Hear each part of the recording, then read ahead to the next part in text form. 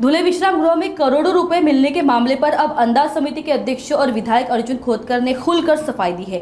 उन्होंने इस घटना को निश्चित ही निंदनीय बताया, लेकिन साथ ही स्पष्ट किया कि इस पूरे मामले से उनकी समिति या उनके किसी भी सदस्य का कोई संबंध नहीं है। नाही, आता आरोप करणारे तेच आणि सजा मागणारे तेच, त्याबद्दल आमचं काही म्हणणं नाही, परंतु विश्रामगृहामध्ये झालेला प्रकार हा निश्चितपणे निंदनीय आहे। विश्रामगृहावर घडलेली घटना याचा आमचा काय संबंध आहे?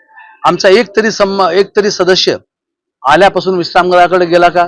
तिथले सीसीटीव्ही असेल तर चेक करा।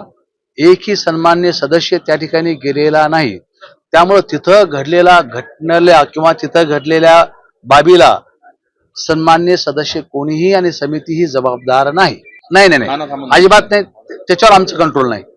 ते कोणासाठी बुक केलं, काय केलं, आम्ही तर हॉटेलमध्ये होतो सर्व, आम्हाला आमचं त्याच्यावर कोणाचं कंट्रोल नाही।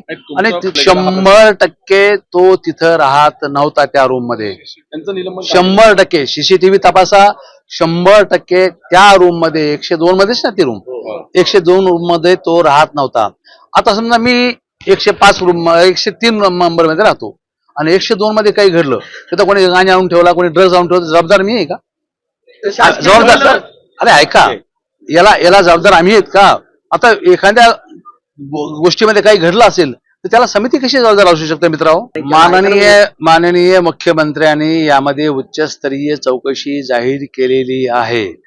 संजय राऊत म्हणतात म्हणून नाही होणार आहे। संजय राऊत म्हणजे कायदा ऐका, संजय राऊत